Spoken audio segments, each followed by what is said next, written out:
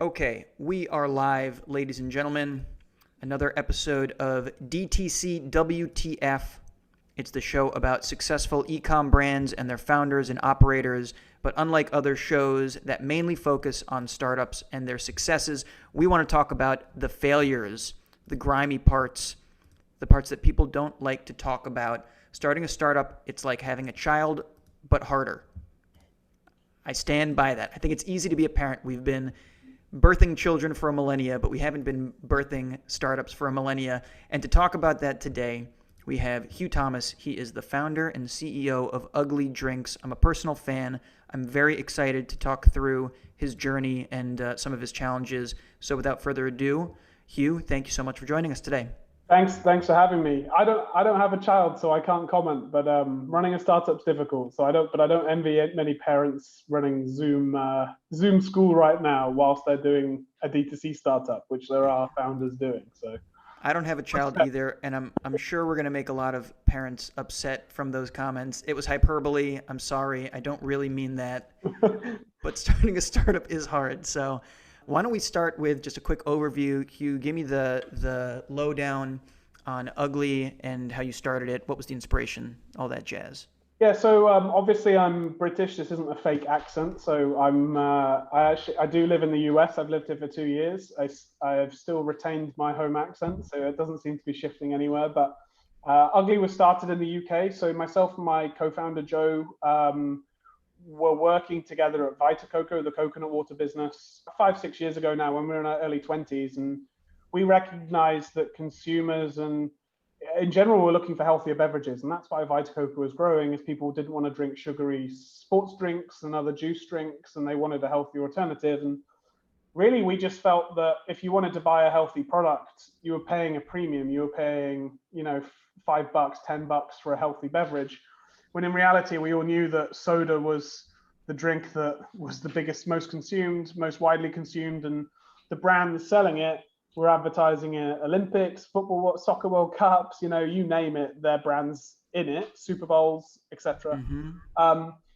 And my mum was a diabetic nurse at the time, still has specialized in that, and my co-founder's sister was at a diabetic charity, so we were both very aware of the impact of drinking sugar. And so when your body reacts to it, it just impacts you so much. It, spikes your insulin, affects your pancreas, and that's how people gain weight. And just consuming that many grams of sugar is just so bad for you in so many ways, and the chemicals, etc. But in reality, it's a huge problem. I mean, in America, there's 100 million people who are pre-diabetic. Talking about a tidal wave, a third of this country is obese, right? And in the UK, the proportion of the country is very similar, if not the same. So it's this huge weight and huge pressure on health systems, but also just on those individuals. People feel rubbish. They're addicted to soda, addicted to bad food and drink. And, we're looking at it, you've got brands being around for 100 years promising to make you happy and healthy, but at the end of the day, they're not. You turn around the ingredients, you can't pronounce half of it. And so we set out about creating a brand that could be affordable, speak to as many people as possible, and ultimately help them make healthier decisions. And we decided to take on soda. We felt it was a big enough issue for us to take on. And so this is around the time when we created the brand, was around the time this country changed to its, thankfully, last president. And the idea of fake news and alternative facts was kind of coming through to the fore. And we felt there's actually a lot of similarities between that and food and beverage and what you're consuming. No one really knows what's in a big soda company's products. And at the end of it, we just felt that people should just be told what they're eating and drinking and told the truth. And there was a quote from George Orwell, which was, "In a time of universal deceit, telling the truth is a revolutionary act." And we felt, cool, well, let's just create a brand that says it as it is, tells the ugly truth. And that's kind of where the name Ugly came from. So we created a range of flavored sparkling waters. We were the first brand in the UK to do that. So there's no LaCroix in the UK. And we built the brand there.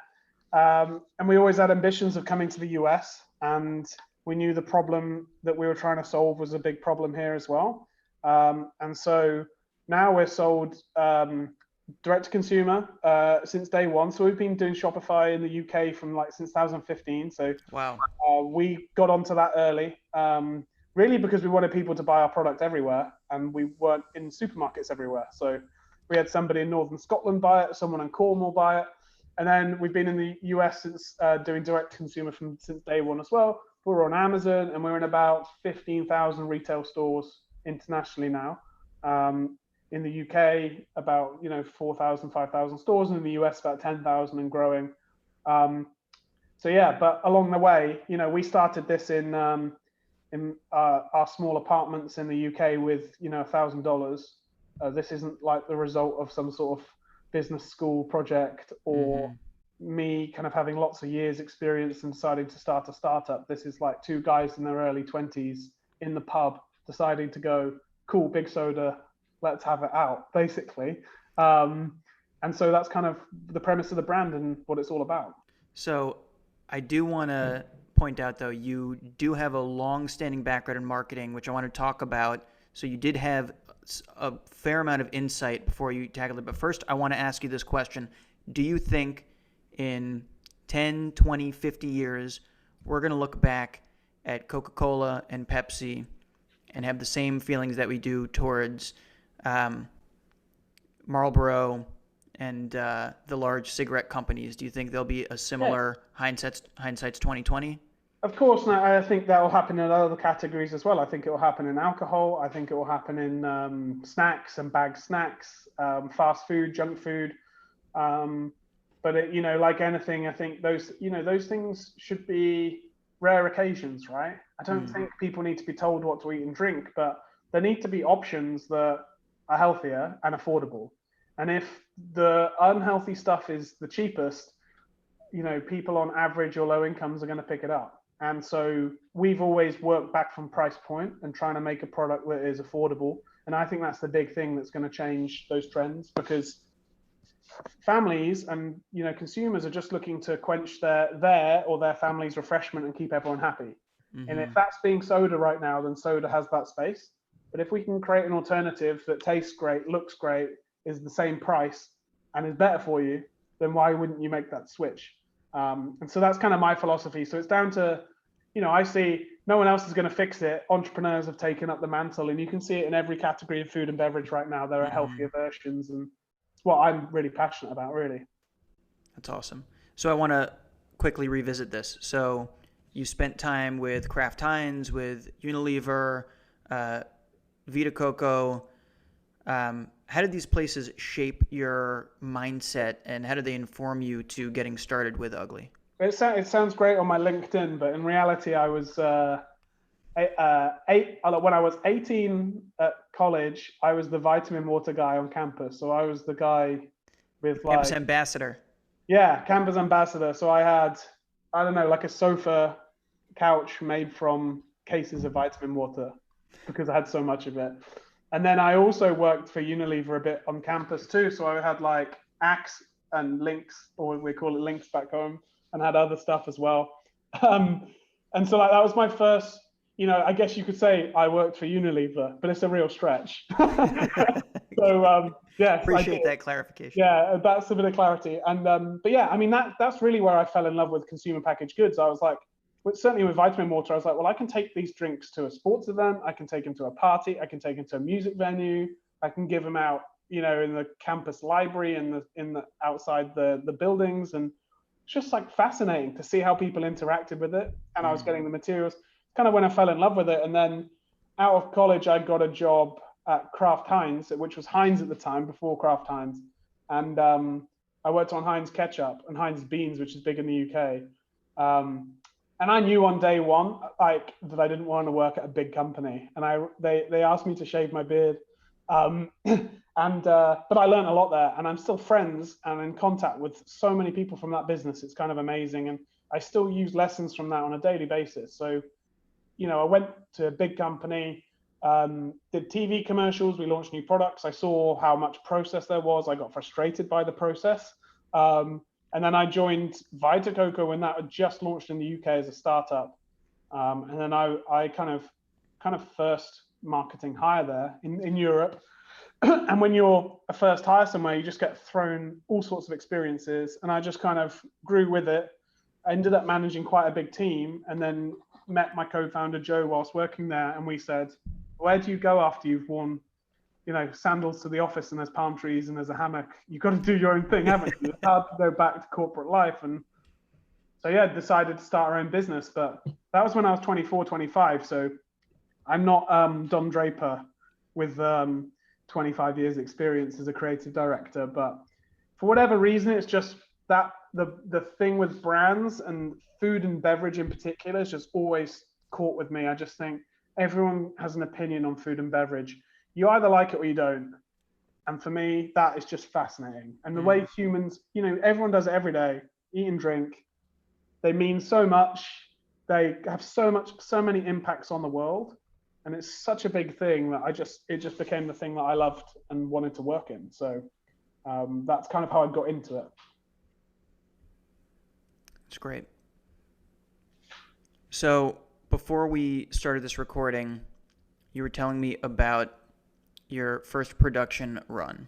And Yes. I'm always fascinated in general by how food and beverage companies get started, because if you want to produce at scale, it's so different from just mixing something up in your kitchen. So first, I want to hear about how do you come up with flavors for a seltzer before you have access to a commercial kitchen, before you have access to a production facility, and then we already have a big WTF moment. I'd love for you to walk me through what happened there as well. No, and obviously anybody that's listening and looks up uglydrinks.com and goes to our Instagram is going to see a beautiful brand that has, we're still making mistakes on a daily basis, but they're going to be like, I could never get there. But no joke, what you just said, how do I do this? I wrote into Google once. So I've been there not knowing what to do and how to get there. And so all of that process has been something we've gone through. And, as I said, we didn't have any money, so we worked it out as well. But yeah, we've made mistakes in that process. So please take what I say with a pinch of salt. It's easier to be on a podcast like this where you say what mistakes we made than how to do it, because everyone has to find their own path. But yeah, for us, when we first started, we were looking for factories that would work with two guys in their 20s who had an idea. We were looking for developers who'd work with us. We started Googling. We started on LinkedIn, trying to find someone who could help. We spoke to a couple. We reached out to a couple of other founders who'd been there and got a couple of introductions. A couple of the factories that we now work with said no to us at the time, and we were emailing from my or Joe's embarrassing Hotmail accounts, right? So there's no email signature and logo. There's no brand name. And I think one of the things we figured was okay, let's get a brand. Even if it's not the right brand name, let's get a company name or a email address set up and an email signature where we're both called co-founder and have a phone number in there. And when we started doing that, we got a lot more traction.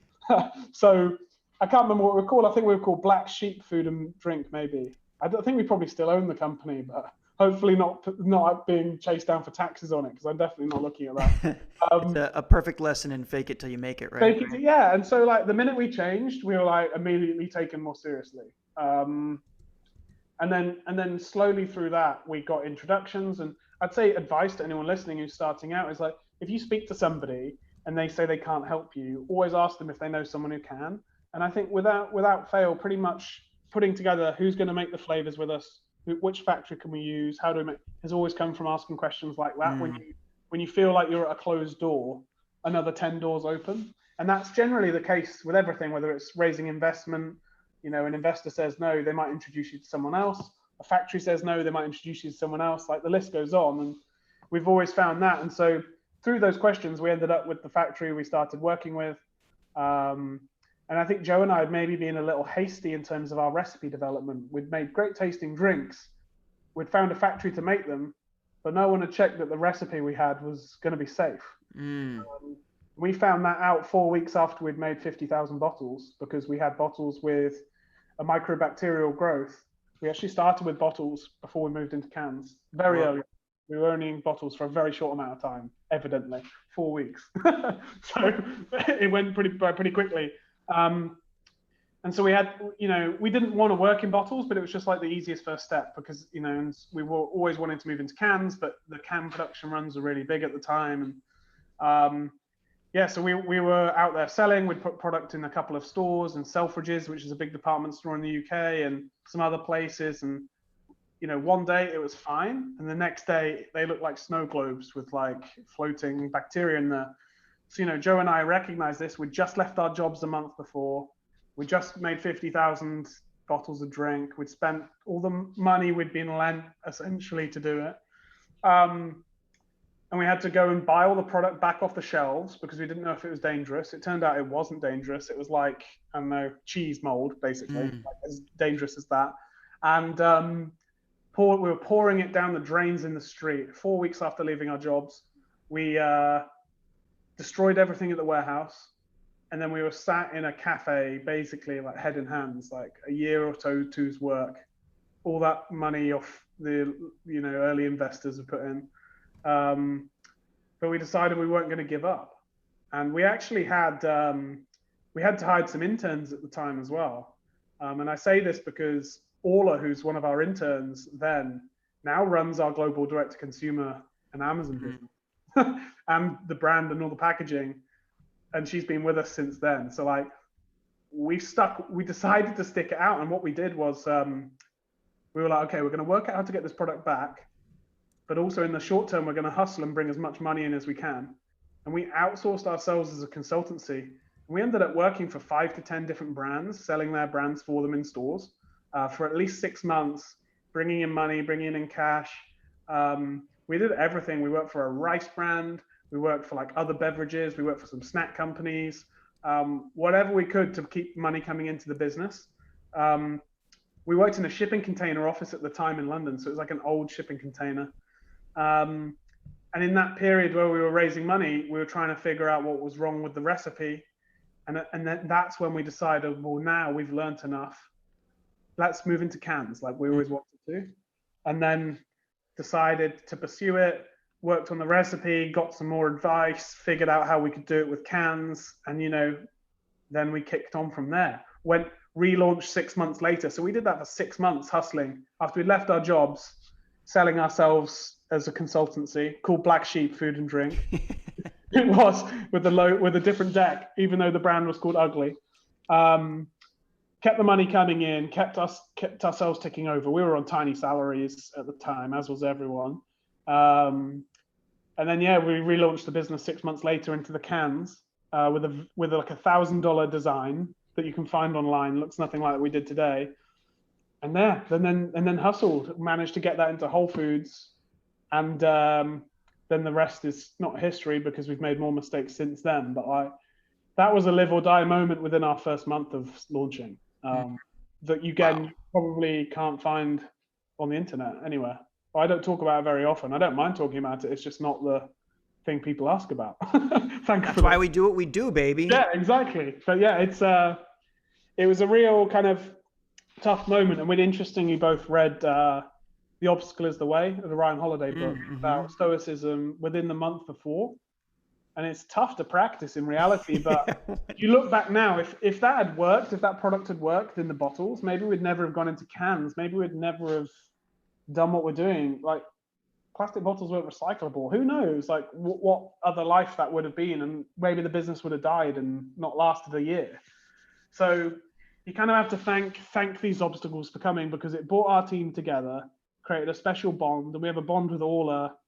She's worked for us. She knows everything about the company, right? She's been there on those days when we're selling a product that wasn't even a can of Ugly. And now, we're selling products in Los Angeles, New York, like all these places. So, without her sticking with us too, it wouldn't have been the same. So like, it goes back a long way, and it really is the DNA of the company is that we've survived a lot of those moments. So wow, yeah, it's pretty crazy. You hear adages like, "What doesn't kill you makes you stronger." And you think, that's some real BS, man. And when you hear stories like that, it's really inspiring. Yeah, it was tough. And like I say, if I knew what I knew now, like, 5 odd years later since that moment, I could avoid that so easily. But when you're a first-time founder and you're young and you're going to make mistakes, and you can spend a year and a half writing the perfect business plan. But what's the Mike Tyson say? Everyone has a good plan until they get punched in the face, right? Yep. We got punched in the first 4 weeks, and so lots of lots of startups, lots of businesses have great launches and maybe have a great year or two before they get punched, but you're going to get punched at some point. And the great teams and great leaders navigate those things. Not saying that's what we are, but like, you have to just front up to it. And you realize in those moments that lots of people support your startup, lots of people say nice things, but you're on your own when that happens. You no longer have the support of a company around you that you used to work at. You no longer have loads of money to solve your problems. It's kind of down to you. And I'd say like you grow up so fast running a startup as an individual. It's just like the ultimate personal learning curve. And so, at 24, 25, when that happened, it was like, cool, wake up, this is reality now. And it's not stopped, that learning experience, basically.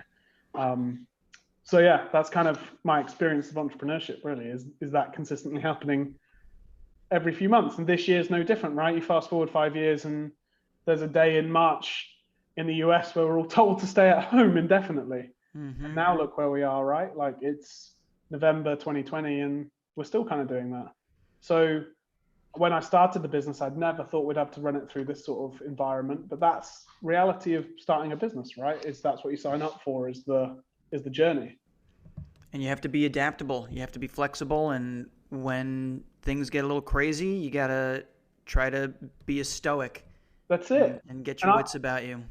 I thought stoicism was a really negative kind of downbeat thing, but in reality, it's actually quite optimistic, and you have to use it carefully. But I think for us, it's all in those moments of real challenge. It's always come back to be a very valuable, powerful tool for us. Well, it's not about not caring, right? It's about knowing when to care and how much of your mental energy you should put into that thing, right? Yeah. And that's something I struggle with all the time, I'm not some Zen master sat here telling people how to do anything. It's tough, and it's tough to control your emotions. And as a founder and a leader, that's what you have to do, right? And keep your team positive and focused, and not let things like that get you down too much. Yeah, well, I can't remember. I'm going to botch whoever it was. I'm just going to say Marcus Aurelius, because he's the only stoic that comes to mind right now. But one of them said, you can't learn stoicism by reading a book about stoicism. You can only learn to be a stoic by experiencing these things, and as they start to add up, you'll recognize them, and then you can get better at regulating your emotions. That's why I recommend the books, The Obstacle is the Way, so much, because I literally had read it maybe a week. I finished it maybe a week before, and I was like, "That's a good book." A week later, I'm like, "Oh, I get it now."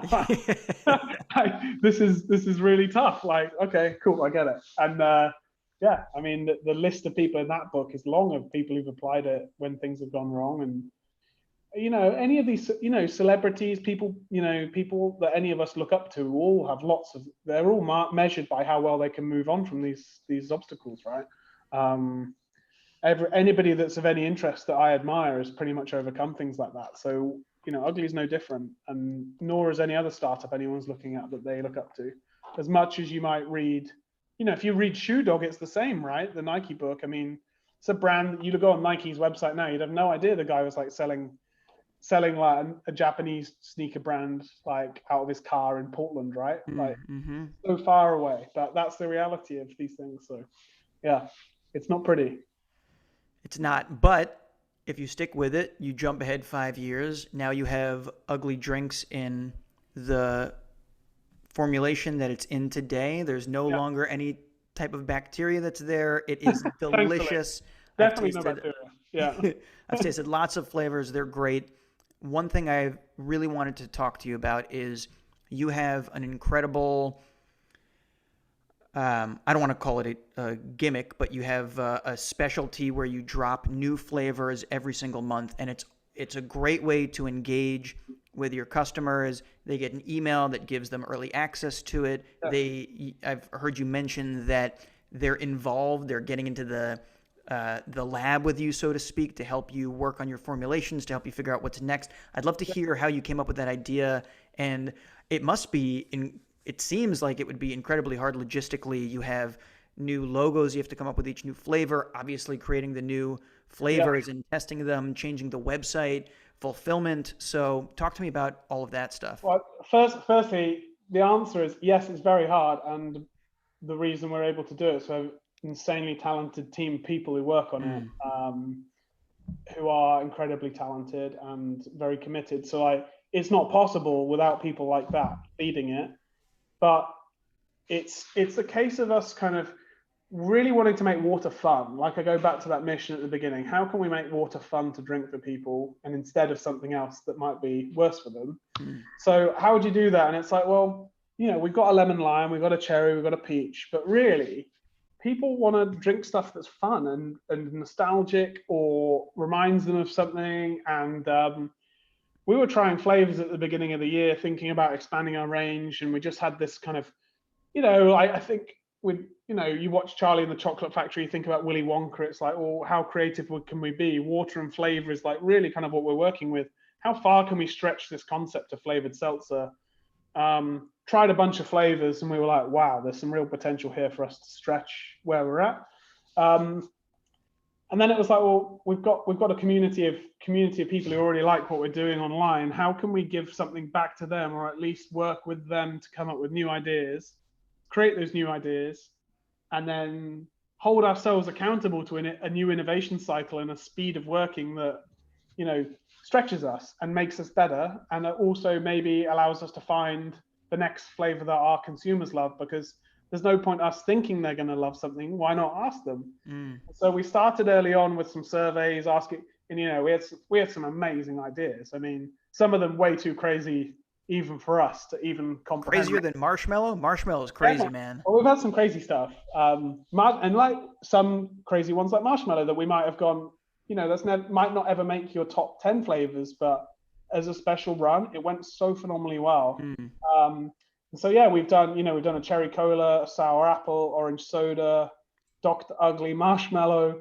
We launched fruit punch this week, which is delicious. And it's just like, why can't seltzer have those flavors? Why can't seltzer be fun and sparkling water be fun like that? And then we try and do it monthly, and we sell them only on uglydrinks.com. So if you're somebody who's bought from us before, or you've signed up to our newsletter, or signed up to our text messaging list, you'll get a message and a notification early that it's available before we announce it to the public. And then one of the things we're experimenting as well is sending surveys to people after they've tried it to get their feedback and get new ideas. But we're what, 6-7 months in now. We're launching it in the UK as well next February, which adds extra complexity. But we just think, all of these carbonated beverages are basically carbonated water with flavors. Some of them just decide to add all sorts of other stuff. But why can't we recreate some of those classic nostalgic flavors or soda flavors with kind of those two basic things, and strip out all the calories and all the sugar? And so running it DTC has just been a really fun way for us to engage, to have something new to talk about every month, to think about seasonality. We did pumpkin spice last month, obviously for October and for the fall. And it's just fun. And it's engaging internally. It's fun to come up with new flavors. The list is long. We've probably got 40 months ready to go already. So I just have to wait.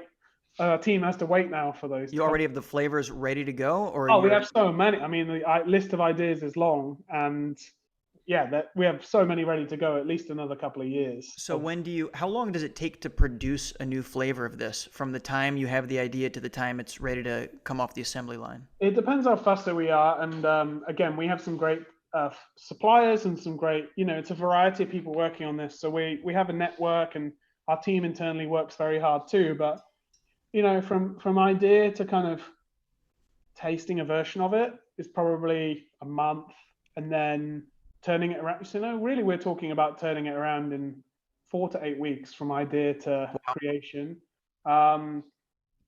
Obviously we're running those at a slightly smaller scale than our other stuff. So when we run the big production runs, it's a very different process. That's kind of more of a 3 to 6 month process, but we just wanted to do it, and it's fun, right? And it's just different. And hopefully it sets us apart from the crowd, and hopefully we'll do it. We might do some flavors that people can't stand or don't like, but that's part of the fun, isn't it? And definitely all those brands that I loved growing up, candy brands like Jelly Belly, Jelly Beans, and like the variety. It's just, I don't know how crazy we'll go versus those guys, but like there's just fun to be had in beverage, and particularly in healthy beverage. And I think health can be so serious and so like yoga studio, meditating and doing yoga and having a green smoothie. But in reality, it's like it's just cutting sugar out your diet. It's as simple as most people. So can we do that? Yeah, absolutely. That's one of the big failures of the health industry in general is that you have to make a product that people are going to like more than the incumbents before they'll even consider switching from a less Totally. healthy alternative. Totally. So our fruit punch tastes like those tropical punch flavored beverages, and it takes you back. And honestly, when I had the cherry cola for the first time, I know this is the company that I lead, but I was like taken aback. It took me back to a memory of a cherry Coke because I haven't been drinking it for years because it's not good for me. But it doesn't mean I never liked it. And it just took me back. And we had so many people saying that they hadn't had a Dr. flavored soda or a cola flavor for years and just loved it. And so we may start introducing some of the best performing ones into the regular lineup over the next year or so as we get that's feedback exciting. on which ones went well, or if there's retail interest or whatever. So just interesting to kind of try and bring the consumer and our fans closer to the process of making these beverages, which I think is unique. And just even working at the company is fascinating because the ideas we get are so creative. Some of them aren't even possible. So like, it's amazing, really. So you do have a really fun brand. Everything about it is in your face. It's out there. I'd love to hear. So there's a number of articles that are floating around direct-to-consumer communities about the rise of bland and how all of these direct-to-consumer digitally native brands are starting to look alike. Yeah, and starting to become very boring. And Ugly is definitely not any of those. So how do you think about your brand in terms of wanting to be different and fresh, but still, resonate with the consumer? Yeah, we think about this a lot, and I've thought about this from the beginning, that this brand's authentic and it's from the soul. This isn't, as I say, this isn't something that we created in the laboratory. This is like in like the sense of like a brand that's like perfectly built out and a business plan that's perfectly executed. Is anything but that. And because it's authentic, because we tell the ugly truth, it just is what it is, and it makes it so much easier to be yourself when you're being yourself. And it makes it so much harder to copy because of that too.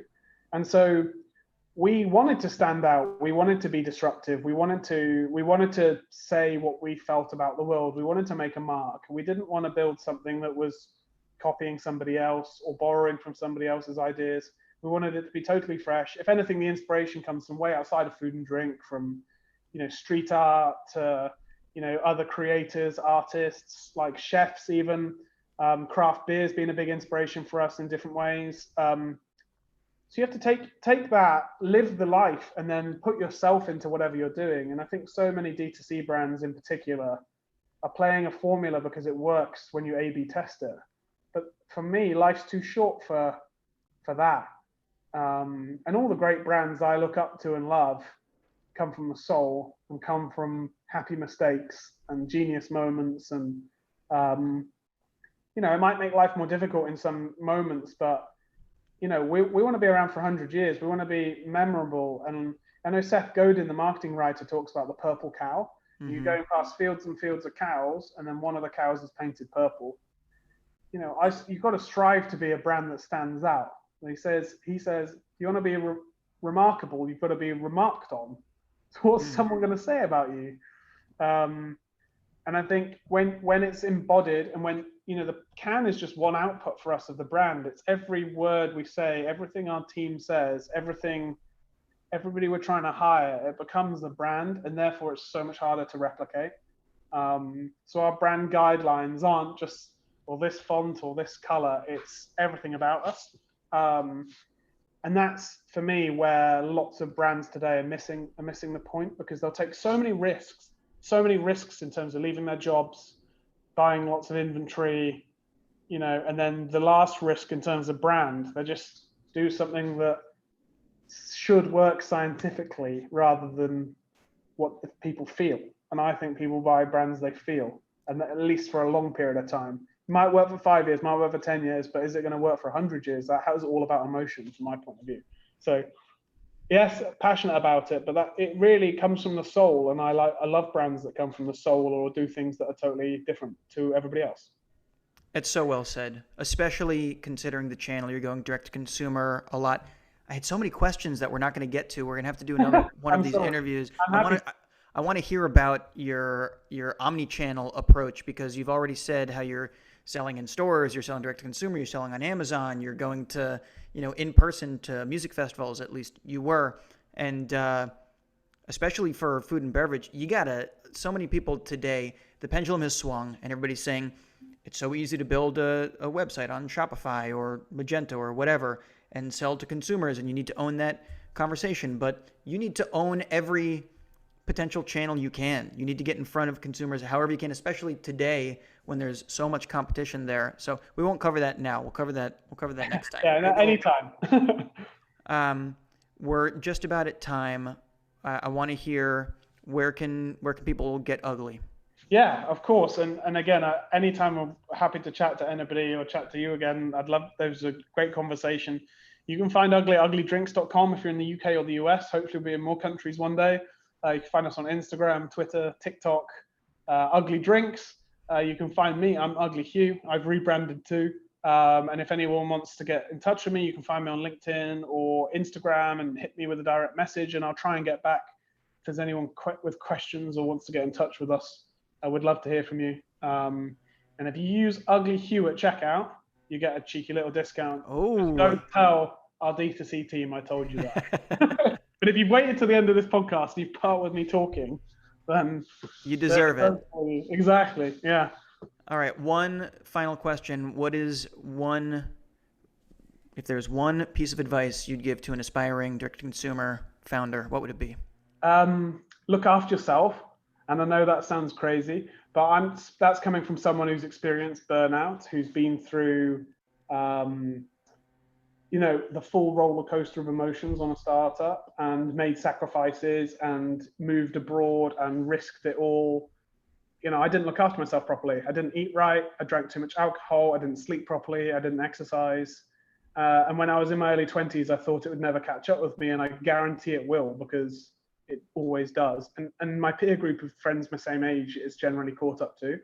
And I think the earlier you can get into those habits, the more balanced you'll be as a leader, the happier you'll be, and the better, ultimately the better you'll be for the people around you, whether that's relationships, family, friends, or your employees and colleagues. And it just gives you a different set of different balance and a different perspective. So that's the big thing. And again, we were talking before the podcast, weren't we, about how coronavirus is tough, but focusing on health, eating healthier. And right now that's been a big thing I'm trying to focus on. There's lots of things right now I can't control. And in a startup, I couldn't, there's things you can control, and you can try and control everything, but at the end of the day you can't. But you can control what you put in your body and how you exercise, and not causing any more self or stress than you need to.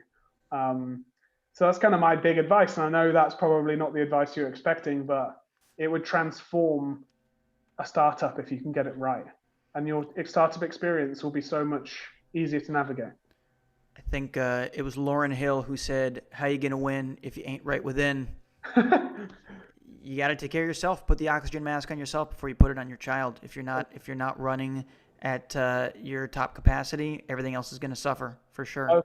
I was going to say the same. It's and for me it was, there was some painful moments. There was a time I actually passed out on a flight from the US to the UK, right at the peak of my stress. And I don't want anyone to have a wake-up call like that. It was particularly unpleasant and quite scary. So I've changed a lot of things since then, but still working on it all the time. But yeah, when you run a startup and you're passionate about it, you can get totally caught up in it. But balance is the key. And I know that sounds cliched, but it really is. Well, on that note, ladies and gentlemen, the Ugly Hugh Thomas with the Ugly.